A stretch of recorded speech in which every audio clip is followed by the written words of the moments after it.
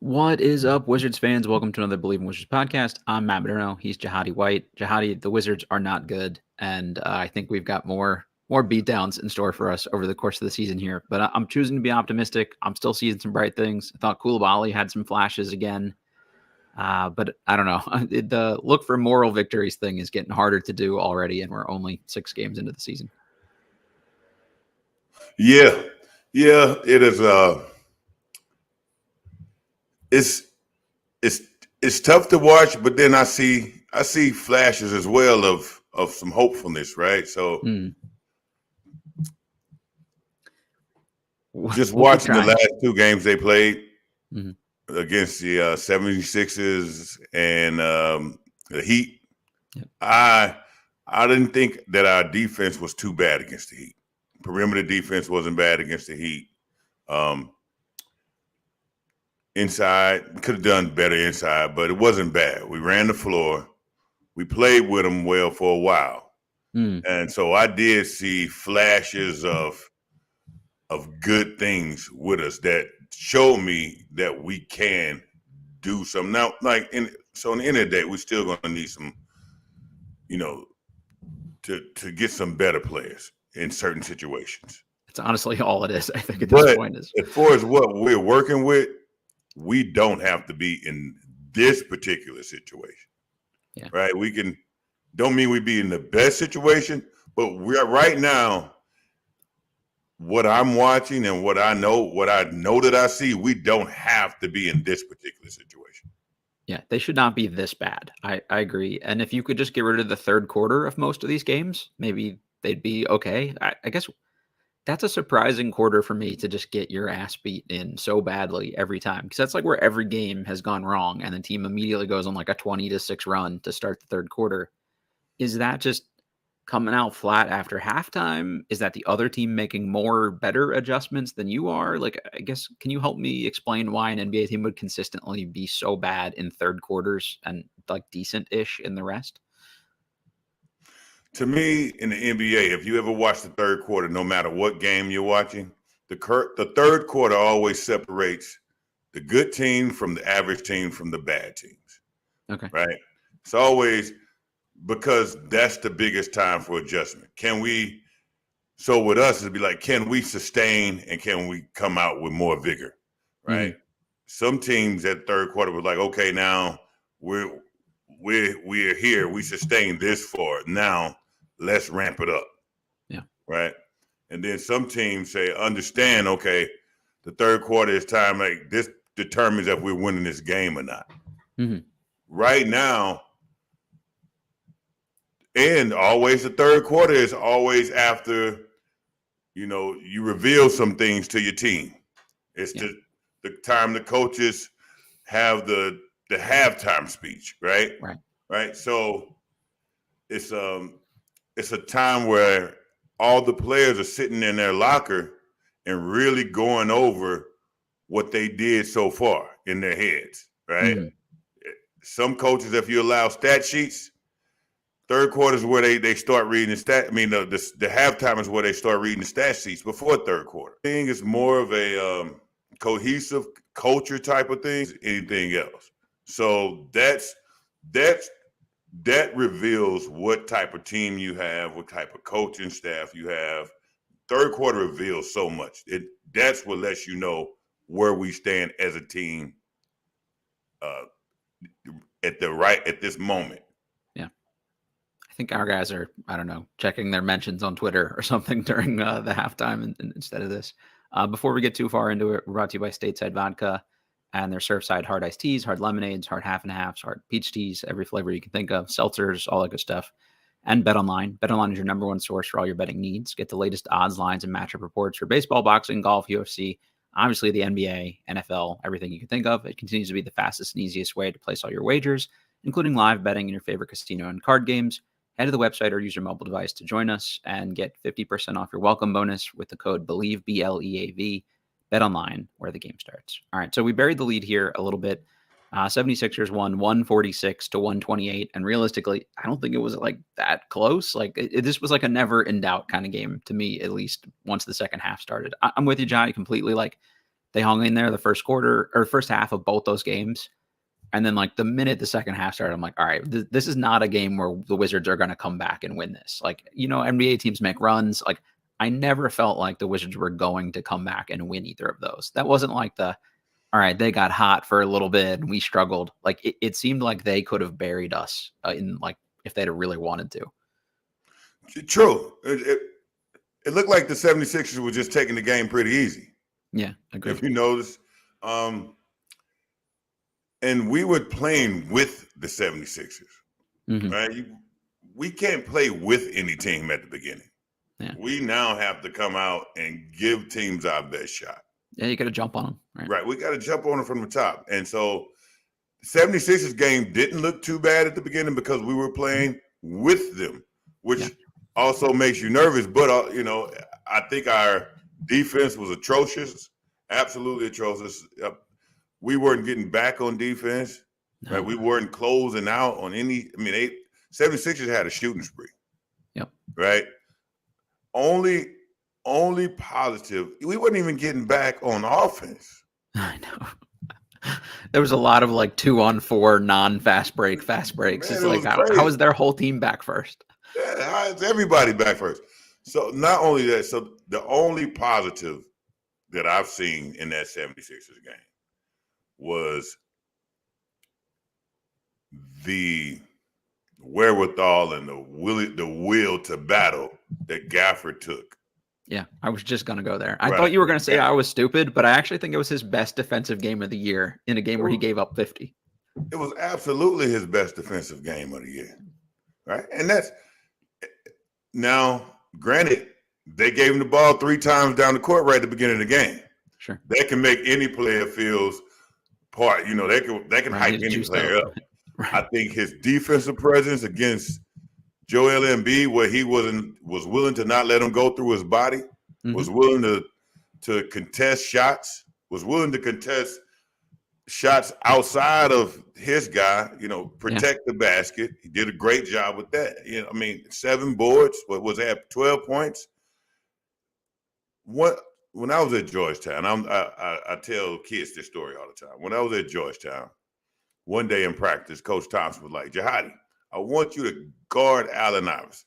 I'm like, what? He's like, I want you to guard Allen Iverson in this practice. Cool. Okay. Yeah. I took it as a challenge. Yeah. I'm guarding Allen Iverson like crazy. I'm moving my feet. I'm actually stopping him. I'm harassing him. My teammates are getting hyped. They started clapping, going crazy. Right? He said, okay, do it again. Guard him again. Next play, guard him again. Stop him again. 3 times in a row, stop him again. By this time, the entire practice is going crazy about me stopping Allen Iverson. And I'm looking at Coach. I'm all full of myself, right? And he's pissed off at me. Absolutely pissed off at me because he's like, you've been cheating me. So now that I know you can do this, anything less than this is you're cheating me and you're just choosing not to do it. That's a good way to make that point. Yeah. Right. So Gafford can do this any night. Yeah, we've seen it. It's a choice. That's one of the strongest, most talented big men in this league. Yep. He took on that challenge and he took it personal. Mm-hmm. And look what you got out of the kid. 5 blocks in the first quarter. He's the first Wizard to do that ever, other than Brendan Haywood, who did it, I don't know, a decade and a half ago, which is pretty cool. Let's see.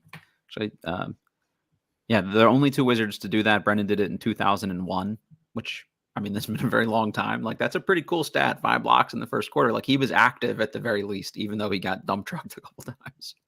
Active on both ends of the court. Yeah. Running the court, he just active. And that's the frustration, because it wasn't if you knew he wasn't, though we don't get mad at the other players. Like, we know they're not capable.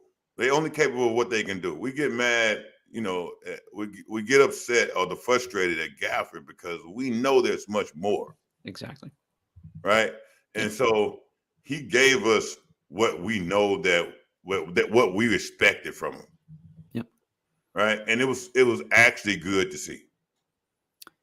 couple things you mentioned there I had in my notes that I really wanted to talk to you about. And I was wondering if some of this was like scheme related things. You talked about getting back on defense, especially every time Kuzma drove and got into the paint when Tobias Harris was guarding him, Harris just released immediately, like leaked out the minute Kuzma shot it. And whether they made it or not, he was like the first guy down the other end. And he got a couple runouts, I thought, just like straight up, like just by being active. And they were like, all right, Joel's going to get the board and no one on the Wizards is going to crash the offensive glass other than maybe Kuzma, the shooter. So let's let his man just take off. I thought that was a really good strategic move by them. And it led to like 4 or 5, like just easy runouts for people. Yeah, but that just shows you the difference. It's those little small things like that. It's just a smart move. It is smart, but you have to have the right team to be able to. Yeah, if you have Joel, who you know is going to get the board, get those little small, little gems that can put you up 10 without really affecting anyone else. Exactly. Right. So, yes, that's a great move, but also they have enough weapons to do that. Yeah, we could not probably get away with that, unfortunately. Another thing if we were a stronger rebounding team, we could. Yeah, for sure. But when you got Joel, like you can do whatever you want on that kind of stuff. But our leading rebounder is the guy who's getting leaked out on. Exactly. Right. So it makes sense. Yep. No, right. You're totally right. And another thing I thought was interesting is they used Embiid. He was the one kind of soft double, like he kind of straddled in between his man and Embiid, and that also put them at a disadvantage. So I don't know if that was his choice or something schematic they were doing, but you can't like soft double Embiid. He's not like the greatest passer out of the post, but he's not like if you give him enough space to do it, he's going to find somebody wide open. And they got burned on that a couple times in the second quarter, especially. It was just like either totally double him and try to make him get rid of the ball, or don't. This like floating halfway in between thing, I thought was just again, maybe that was Kuzma taking it upon himself to try to cheat. I don't know if that was a schematic thing, but it seemed weird to me. And I think in principle, it makes sense to have him be the helper. He's long and pretty mobile, but it just didn't seem to work out very well for them in this game, this matchup at least. To me, it looked like what they were doing was showing. Mm-hmm. Right, showing and getting back. Showing is a body there. So when B sees, okay, it's a body in the paint, right? Mm-hmm. Not so much of a double as it seemed like it was showing. Then if they could sometimes go and do a full double, they would. But it was more of just showing a body in the paint to where Embiid say, okay, I don't have a clear lane. Just to make him think about it a little bit. Yeah. It was just to make him think about it a little. Yeah. Kuzma was doing.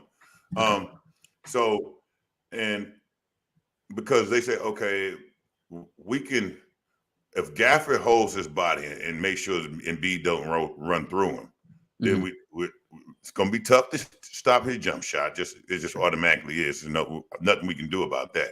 But we can't let him get a lot of points driving to the lane. Yeah. And we did take away that. Mm-hmm. Yeah, they made him pick the ball up a few times and do something with it. So. Right. So I think that was more the game plan as more than a double. Okay. Yeah. That makes sense. A couple questions in the chat here just before we get rolling. It never makes no sense asked, when would you all expect the first trade to occur? I bet they're like working the phones right now already. But I would assume sometime in December, somebody's off this roster. This would be my guess. Oh, first chance they get to trade, they will. Yeah. So first chance they get to trade, they're with this team, you have to work the phones. I mean, and with the team they have working to trade, they're calling like crazy. They're trying to work some good deals right now. Mm-hmm. So I mean, and we have to know that. And in so many ways they said that. Yeah. In so many ways they said, oh, we're getting ready to work a lot of trades. Be patient with us. Mm-hmm. But this is, if I hear them, if I'm a player and I hear, the GMs and everybody upstairs, I'm saying, okay, no one's safe. Yeah. Right? No one's safe. Any veteran who has a good game might be afraid I was getting shipped out the next day, probably. Yeah, nobody's safe. Yeah. No one. So, I mean, they pretty much told the fans they told the world that already. Yeah. So definitely, it's obviously you have to assume there's a lot of calls being made already. OBJ, the Don said, excuse me, this brand of basketball shaving years off my life. I would agree, especially the third quarters. Sam Lieber said the D is horrible, non-existent, especially in the third quarter. Would agree with that. And Evan said, Jahadi, how would you describe the culture of the 1963 Wizards from in the 2000-2001 season? Feels like we were bad, but at least that team had heart, unlike currently. Damn, Evan, call them heartless. That's cold-blooded. But I guess for you, how was that team? Like, that team didn't have a great season on paper, but it seemed like you guys were mostly young and kind of working in the right direction. What year did you say? 2000 to 2001. Thing is, we had players that was about accountability. Mm-hmm. In the end of the day, we had players about accountability. So, now, were we the greatest team? No, but you were accountable. Mm-hmm. Like, before the coaching staff held you accountable, the vets held you accountable. Right. And what was good about me was, I could make my mistakes. But they pull me aside, they hold you accountable for certain things, right? Right. And your role, your primary role, you better do. Right. Now, with that alone, certain coaches held you accountable too. It was a lot of sensitivity meetings about like, get all this sensitivity out of here. Yeah. Right. Right. Gotta be a little tougher. Yeah. Right. Like I'm not coaches. Like, I'm not dealing with sensitive players. As soon as something being said, if that's an issue, then no, that's not how this is going to work. So then accountability led all the way through. So to me, with Wes, like Wes was around, Wes Jr. was around back in my day too. So I see, like, personally wise, I think Wes is a great person. Coaching wise, I think Wes is a good coach. Right? So you're not going to hear me talk too bad about Wes, because I personally like Wes a lot. Yeah, sure. Wes Jr. It's somewhere though where the accountability is completely lost now. Yep. Now you can tell by the urgency of anything is gone. There's no urgency to get back on defense. There's no urgency to get back on offense. Yeah, right. Exactly. Just coasting. We're just out there getting cardio in. There's no urgency to beat the team, to come out the gate strong, because we know we're a terrible right now third quarter team. Right?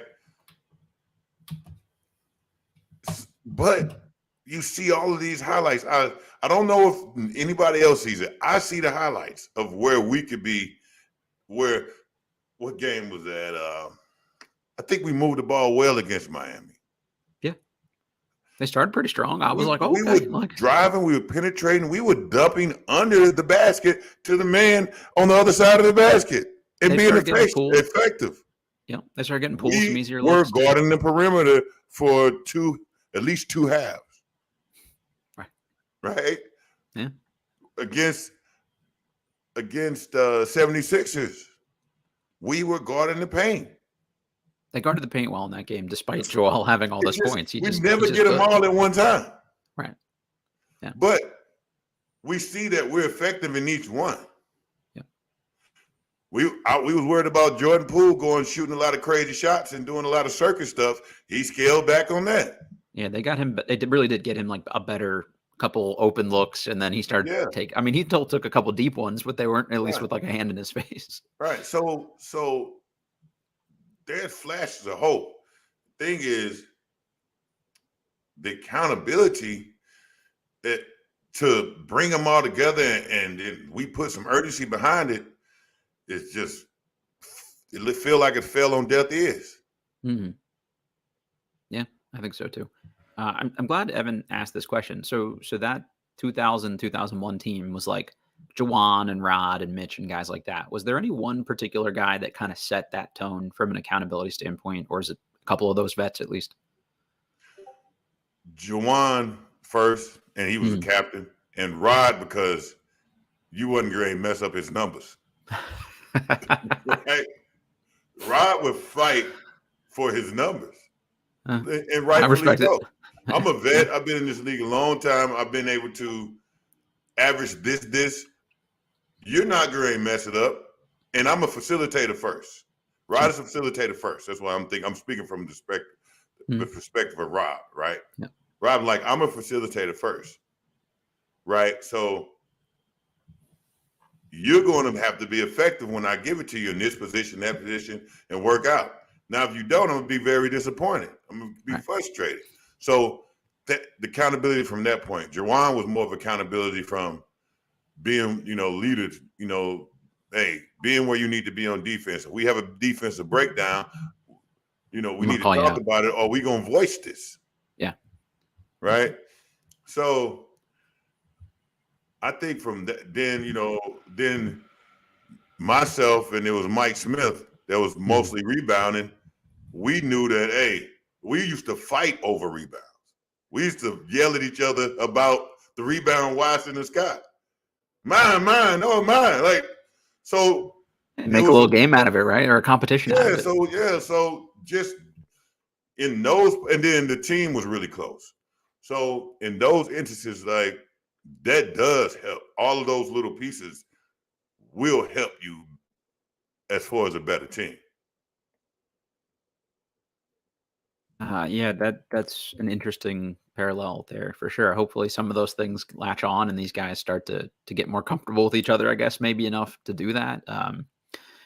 Sam said advanced stats say the Wizards are 30th in the NBA and D. Yeah, it sounds about right. He asked the over-under date on Wes Unseld's firing. I would actually bet a ton of money that Wes lasts at least this entire season. I think next season is going to be the question for them. They're going to evaluate everything, see if the young guys made some progress. Like, I think he's here, if not, for the foreseeable future. I think they're going to keep Wes until they have a great replacement. Yeah, makes sense. Right, because having an interim coach, it's not. It puts more pressure on them sometimes than it puts more pressure on the organization by putting in the interim coach.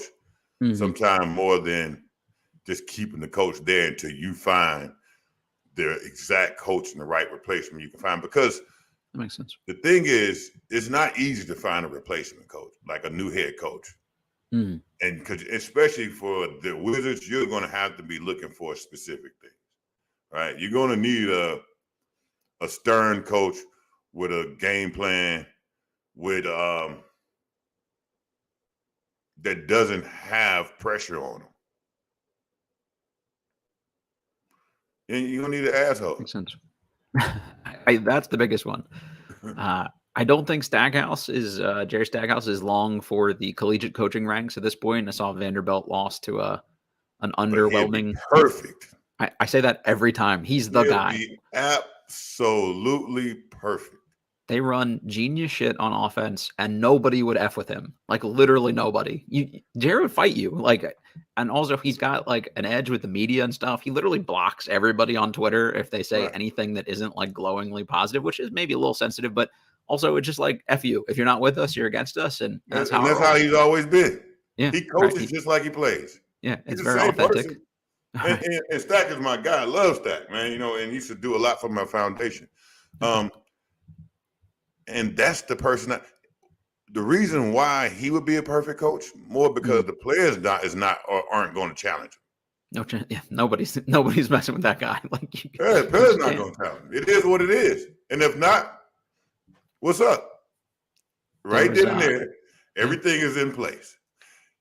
Then he will hold his staff, his coaching staff, so accountable. You're going to be making your money. Yep. Right. You're gonna earn it. You're gonna earn your money as a coach on his coaching staff, right? So that'd be the perfect coach.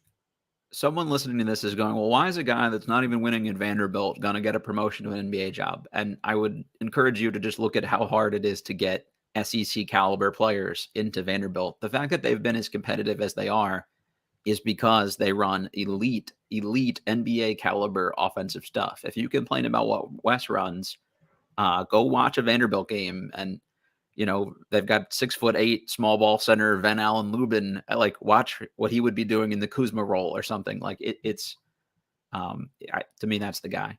I mean, Vanderbilt is one step from Ivy League. Yeah, right. And they're not going to change that school around for the sports program. Yeah, it's tough.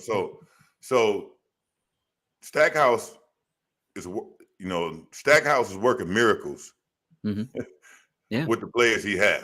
Now the trade-off is that if you got better players, I mean, listen, if I'm Stack, I'm like, okay, I want to win, but I don't have to deal with all the riffraff and all the stuff that the great players have to give. You don't, Stack with those type of players he have, you got to be able to qualify to be in there, school, grade-wise. Right. And not going to, deal with all of the craziness. So it's a give and take. I mean, the fact that they had Scottie Pippen Jr., who is a pro. They have Liam Robbins, who, if healthy, would be a pro. He's on a two-way right now, I think. Like, they're putting out guys that are overachieving relative to the traditional level of Vanderbilt. So I don't know. That's just something for folks to keep in mind here. Just continuing through the chat here a little bit. Some good comments from Cameron on the defense and things like that. Also mentioned that the injury reports around the league are a pretty good indicator of who might need some pieces when we make some trades. I think that's a good thing to keep an eye on. As some of these teams start to lose some guys, they might be in the market for, a veteran like DeLon Wright or something like that. Mark Reebok asked, now that we're embracing the tank, what's the path to build? Unless I'm wrong, we only have our first round picks through 2030.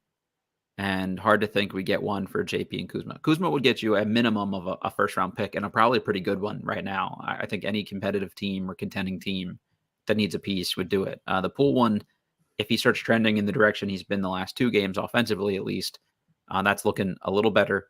I think you're just selling these guys off, unfortunately, for whatever you can get. If you get 2 second-round picks for, I don't know, DeLon Wright or something, you start to do it and you just accumulate every asset you can. You package them together. You try to trade up when you can. Can Corey get you a first round pick? Anyone that's not in your long-term future, sorry, we got to at least take the call about whether we move on from you or not.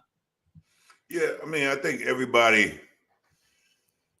almost everybody is tradable, but then you got to kind of see you got to have that keen eye to know what guys you can grow with too. Right. I mean, I see, Koulibaly. I think he has so much upside, and you can work, and he can fit in any new structure with any new type of players coming in. To me, he can be an effective guy. He's giving you almost 10 points a game. Giving you almost 10 points a game. For a rookie, he's a solid defender. Yeah, I think so. He does really a lot of things. I don't think that's a guy you decide just to throw out there and put on the trading block, Right. Oh, yeah. He's the only one that I think is like untouchable for them at this point. Yeah, and like you said, if Poole keeps playing like he is a scorer. Yeah.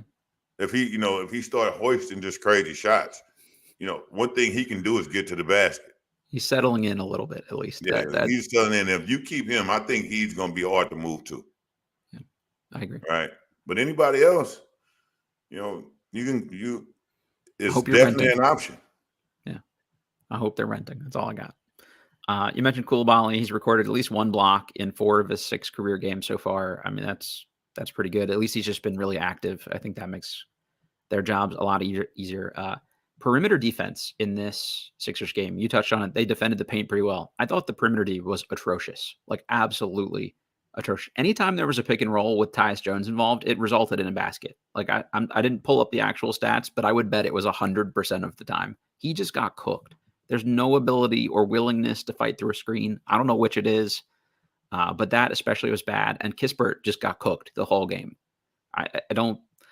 I don't know what you do about that because, like you said, I thought it was a little better in the Heat game. Granted, like Tyrese Maxey is a hard guy for anyone to stay in front of, but that matchup especially looked really bad and exposed some of the challenges they're going to have with a Poole, Tyus Jones backcourt long term.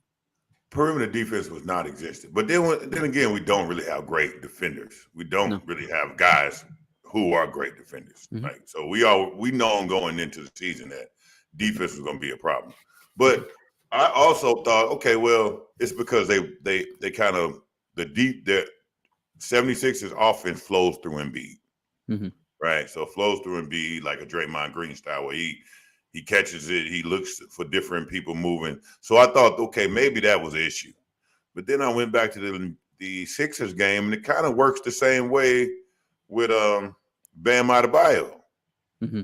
Right? Yeah, he'll facilitate. He's kind of a hub. Right. So I'm like, okay, that's not the case. After I broke everything down and went through every excuse why we're not playing good defense, I just came up to where we just didn't care to do it. It's effort. Yeah, I think so. Yeah, it was just effort. Like it was non-existent. Anytime someone presented a screen, and like I was talking before, complaining about the soft switching, but when they don't switch it, like they didn't switch anything that involved Embiid, but no one fought through the screen. So it just ended up with like two people uncovered at that point and Gafford kind of scrambling in the middle. It was bad. It was bad. Yeah. We didn't, and closeouts were even worse. Yeah, I agree.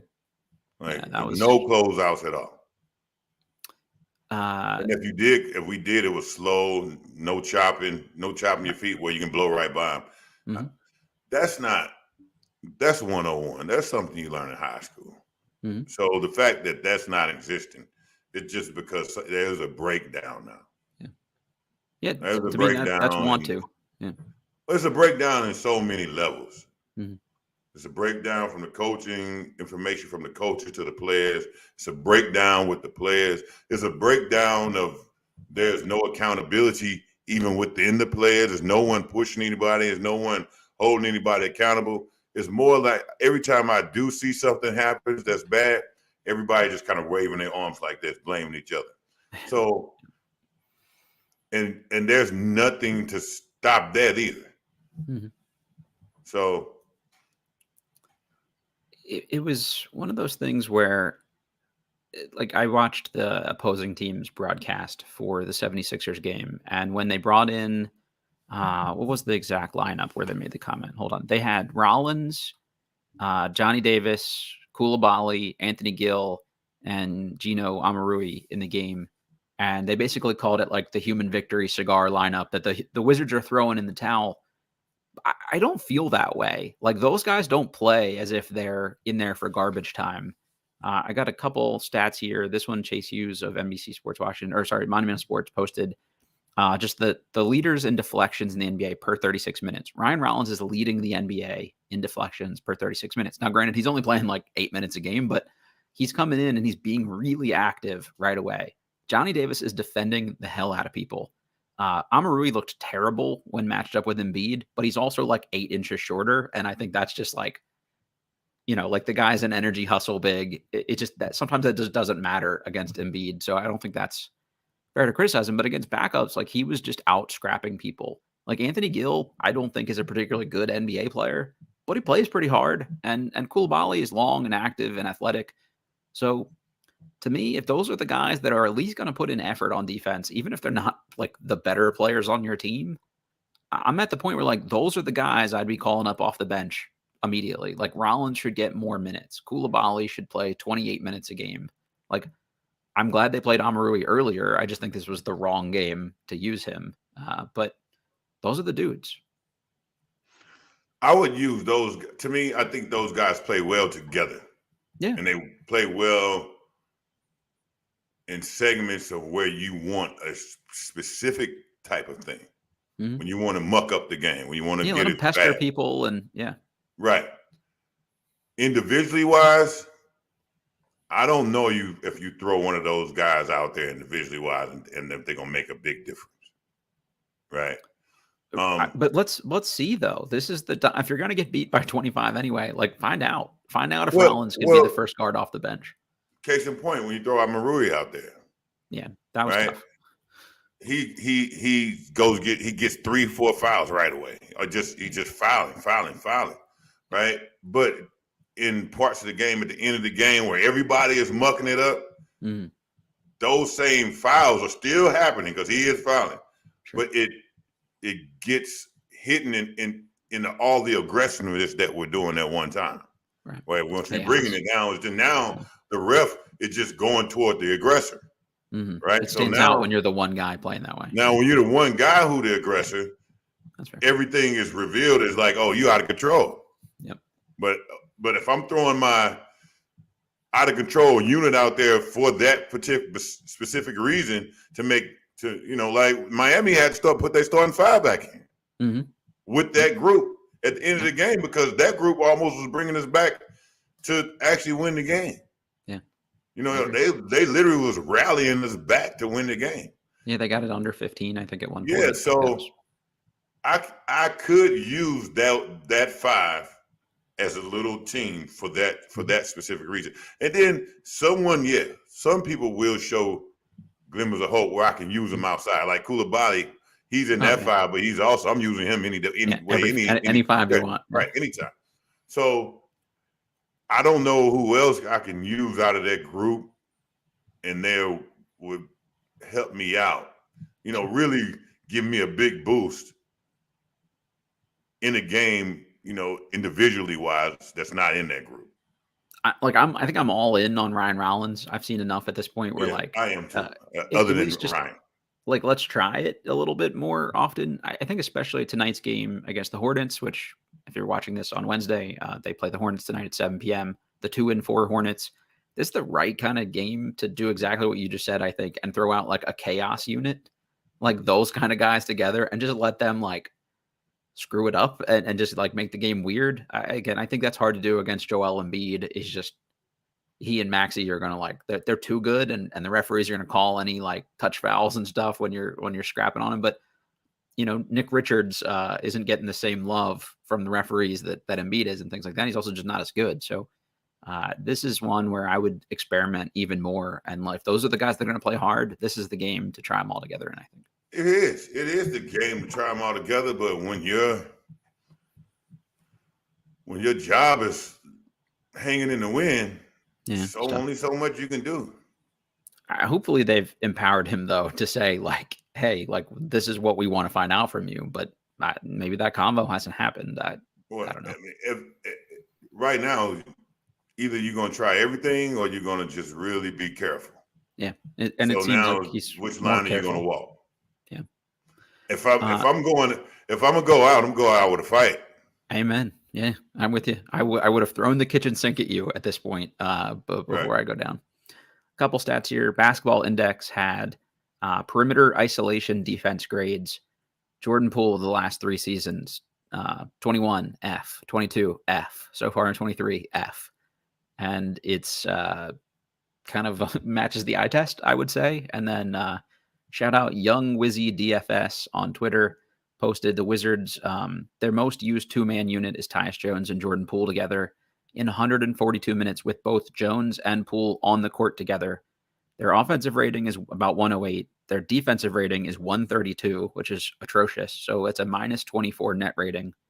And then in 102 minutes with both of them off, their offensive rating is 112. Their defensive rating is 101. So that's a net rating of plus 10. So the Wizards are considerably better, about a 35-point delta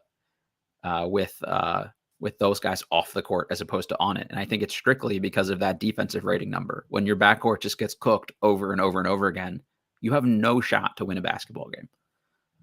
Right. Well, it's true, because think about it. Poole is always playing a 2 or 3, defending the 2 or 3. Yep. Right. Mm-hmm. On most teams, the 2 and the 3 are the guys who do the most of the scoring. Honestly, most of the scoring. Yeah. Right. So Poole is just trying to outscore his opponent. Right. Right. And so that's going to kill the team anyway. Right. Mm-hmm. And then, like, I don't want to keep coming back to this, but we're not a great defensive team anyway. The best defender is not the best defender, out there. Mm-hmm. So you can't have any like chinks in the armor. Yeah. Right. And like Poole's a heavy chink in the armor. And then you have to restrain the point guard on the other team. You just have to, because you take the time off the clock, right? Yep. You have to take away his best options, right? I don't think Tyus Jones is doing any of that, right? So now the point guard on the opposite team has a free night to just give the ball anywhere he wants to.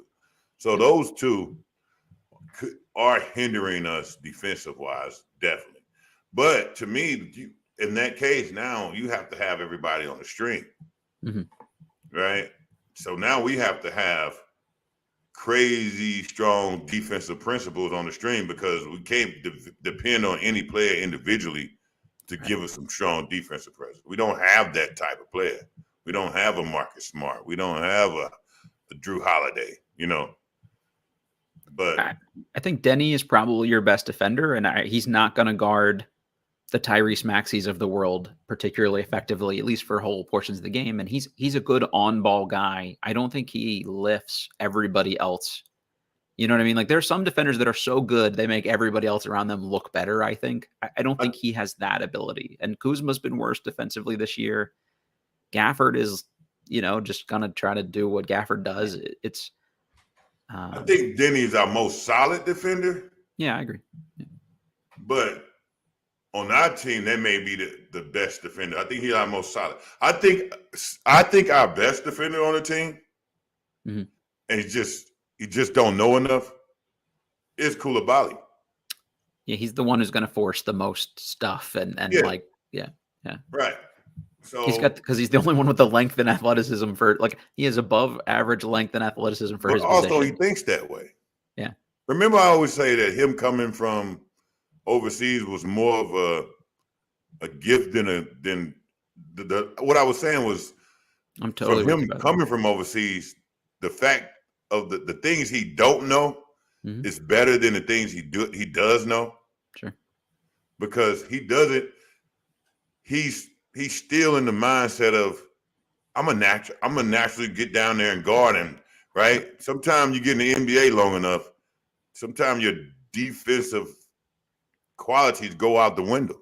Yeah, you break down and you kind of regress to the mean of everybody else and stuff. Right. And you just kind of fall in a pattern, right? Just like, just like a politician come in ready to change the world, then he get to Washington, they were like, it don't really work like that, right?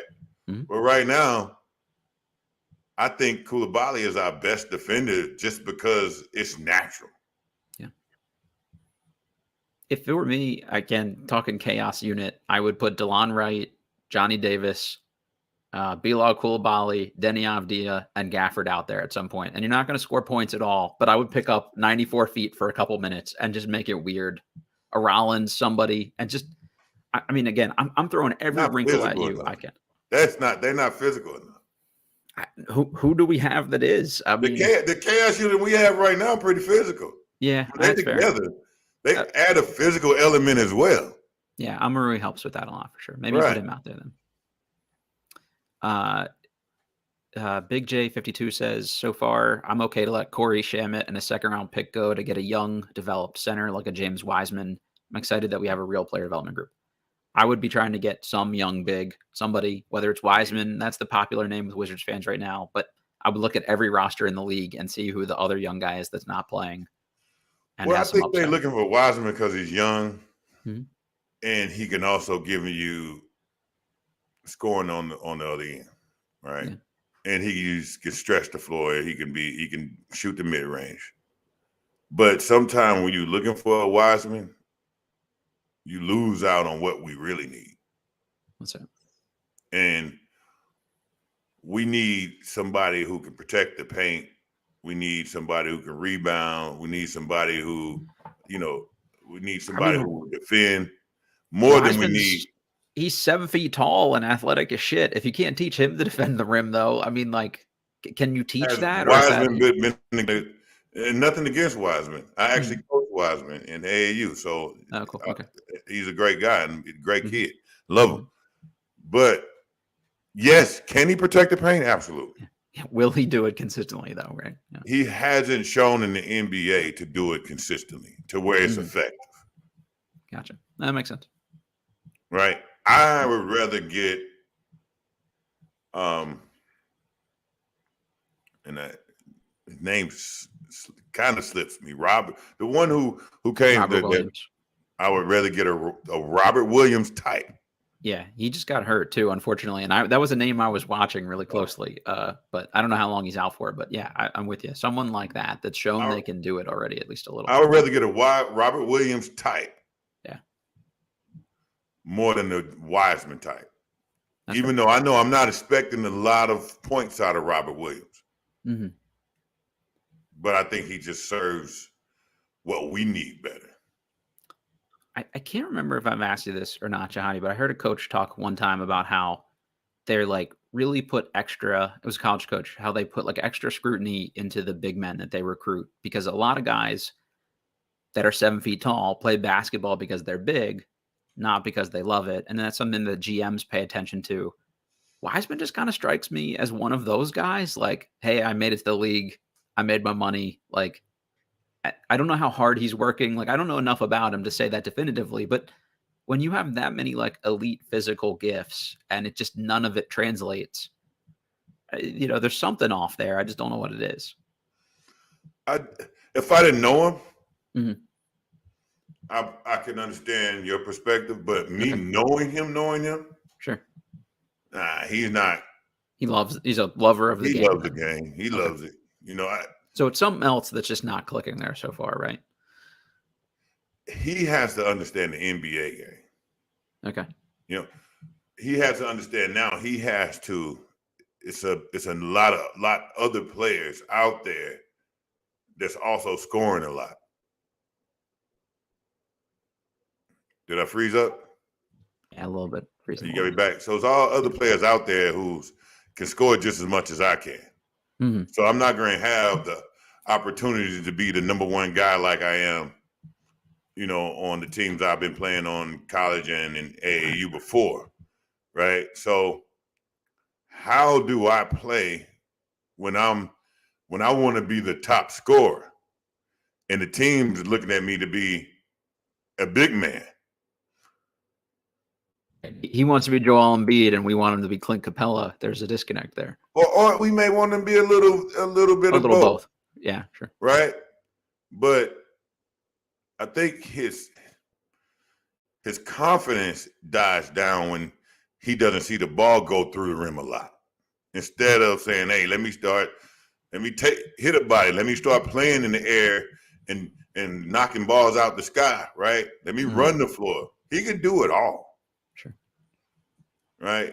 Like he's a jack of all trades, but he has to be a master of certain things when things are not going well.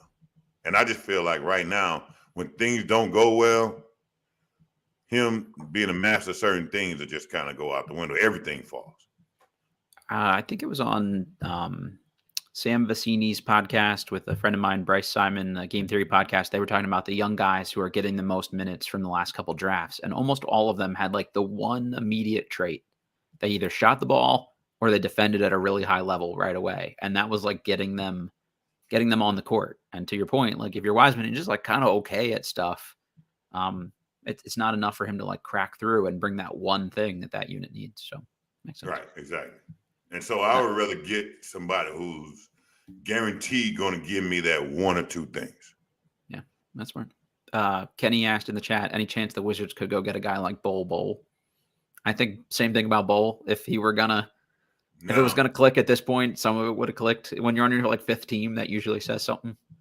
Now, Bol is the guy you talk. The exact definition of the guy you were talking about before. Yeah. Tall guy doesn't love it. Yeah. He don't like basketball. That's tough. You can't tell me Bol loves the game, even likes the game. It doesn't seem like it so far. But you never know. Maybe that's something you can pick up later in life. You come to appreciate it more. I don't know. That's the big difference between Bol, and I hate to compare these two. Okay. But if I had to, I'm just comparing. That's the big difference between Bol and Wemby. right? I mean, You could tell Wemby lives, eats, breathes, sleeps this game. It means everything to him, right?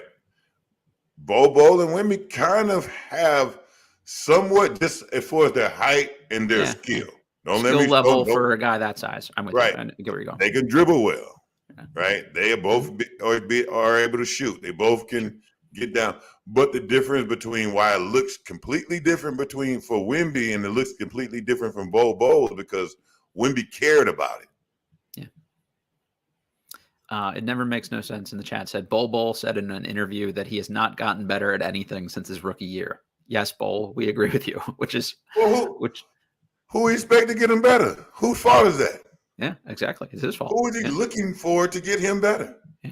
So that's you, baby. That's all. At the end of the day, like, now if you want to say one staff didn't pay attention to you, like, come on. Yeah. When every player, you just made my point. Yeah. Right. Exactly. Yeah. That's like literally no accountability whatsoever for your own outcome of your career so far. Yeah, this is tough. Also mentioned it already, but the Wizards play the Hornets tonight. I don't think they're very good either. It'll be interesting to see if Coulibaly and Brandon Miller get matched up. Brandon Miller's been really good because, one, he's just shooting the ball at a really high level so far, and that's getting him on the court. Coulibaly playing defense, hopefully that gets him on the court. I just want to see them matched up because I think that'll be fun. They did it some in the preseason. I want to see more of it tonight. Any thoughts or predictions on how this Hornets game will play out? It depends on... Okay, it would be great to see this game against the Hornets and be able to really take some vital things from it that we can say, okay, some good things back, whatever, some information. If we got the team, if we were looking at the Wizard team we think we should be looking at. Mm-hmm. I'm not sure what Wizard team will come to the arena, right? If we get the team that's not going to play defense, that's not going to, then what can we get? What can we gain from this game anyway? No matter who wins. Yeah, you got no shot, right? Right. So that's the issue. I'm speculative about what Wizards team we're going to get, and in that case, what can I really gain from it? What kind of information can I gain from it? What can I say? Okay, we need to do this. We need to do this. Maybe this adjustment. What looked great was this. I don't know because I don't know what team am I going to watch. And it's tough because you've seen that we can get any type of team. Mm-hmm. Yeah, so it's not even Jekyll and Hyde because it's not even one or two things. It's like literally you get 15 different versions of this group over the course of the season so far. If they look anything like they did in the Memphis game, granted Memphis has been terrible also. Hornets aren't great. Maybe it's closer to that game. I actually think they're going to win tonight, personally. I'm going to call my shot here on this one. So yeah, I think they're going to take it, but how bad are they going to try to win it? Like, are they going to win it together? Is it going to be a shoot-off? Is it going to be Poole trying to go for 40? That's many question. Yeah. So many crazy things out there that might happen. It's, so I don't know. I think we get a big Poole game and a big Denny game. Feeling that one. So we'll see.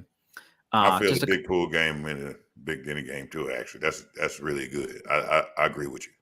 We're just kind of building toward that. Like Denny's been really solid, but I think he's got like one big one in him, and Poole's like kind of trending in the right direction. But Denny's been really solid. Oh yeah, the most solid player on the team, probably, to be honest with you. Like I think Kuzma's been better, but Denny's been the most solid. Especially solid two-way. And he's expanding a little bit. You're not going crazy, but he's expanding. Now Denny is bring the ball down the court full speed. I love that. I want to see that. I want to see more of that. Couple things. Just shout out a couple Wizards fans. Shout out to both Will Clayton and Justin Russett, Wizards fans in North Carolina that will be in the building repping the Wizards tonight. So shout out guys for holding it down for us. And then shout out to Pete. I don't know Pete's last name, but he came up to me at the Grizzlies game and said, hey, that he liked the show. Appreciate that, Pete. So if you see either of us out there and you're listening to this and you like the show, we love hearing that. So appreciate the feedback. And Jahadi, I got one question I just needed to ask you about for like 2 weeks now, and I've not done it yet. the painting behind you in this background, for anyone not watching this on the YouTube chat and not seeing this, check the YouTube feed. This thing is awesome. Is that Dikembe you're dunking on in that picture? Yeah. That's incredible. So I actually had a real picture. Uh-huh. And after a Wizards game one day, I was, you know how you go back and kind of see your friends and family in the crowd or whatever after the game. And there was a guy. He said, I have a gift for you. Oh, shit. Really? And he was like, well, I painted it myself. And that's awesome. He gave me this painting. That's pretty cool. Pretty nice, right? That's really cool. Yeah. If anyone, again, if you're listening to this on the audio and you prefer audio podcast, go check for this thing because it's badass. His name is his last name is Crenshaw. He's an artist. Oh, that's very cool. DC artist. I'm gonna find an 8-foot Nerf hoop, take a picture of me dunking on the child because that's probably the only person I could dunk on at this point, and see if I can get somebody to paint that because that's the only way I'd be dunking on somebody. That's got to be an amazing feeling. Like Dikembe is ultimately like one of the 5 best shot blockers of all time. Like I would want that like memorialized for forever. So very cool. Oh yeah, that's the you're not gonna get me, dunk on me type of thing. So when you get him a couple times, you're like, nah, I'm not that one. You know, yep. I'm getting you. I got you. Some extra trash talk there. And Georgetown family. You know, I love Dikembe. He's a Georgetown guy, so you know that's family. But yeah, I always my goal was to dunk on Dikembe every time I touched the ball. Now, I wasn't. Maybe 70% of the time I wasn't successful, but I tried all 100% of the time I tried. Yeah, just him and Alonzo. You just go at him every time. I remember you said Alonzo was trying to go at you early too, just to make a point when you were a young fella coming up. That's that's pretty cool. Yeah, Evan said in the chat, Georgetown on Georgetown violence, but yeah, it's okay. It's amongst friends. Jahadi, I think that's all I got for you here. Anything you want to end on or anything we haven't talked about here that you think's worth throwing out? No, we had a good one. Covered some good stuff. Yeah, I think this is one of my favorites we've done, considering the team is 1-5 right now. I think we were as positive as you could be for a 1-5 team so far. Right. So shout out to us. Cool. All right, everybody. You know the drill. Rate, review, subscribe, all that good stuff. We're brought to you by Betonline.ag. If you would also like to sponsor the podcast, you got a company or a product or any of that kind of stuff, we're shameless here. We'll hawk anything. So hit us up and we'll make you a presented sponsor of a segment or whatever you want to do. So just keep that in mind. But yeah, the ratings, reviews, all that stuff, we say it every time. It actually is appreciated. So make sure to do that for us. It means a lot and helps us be more discoverable to other Wizards fans. We keep growing the show. So all that stuff's helpful. But yeah, presented by Betonline.ag, and we'll catch y'all next time. Peace.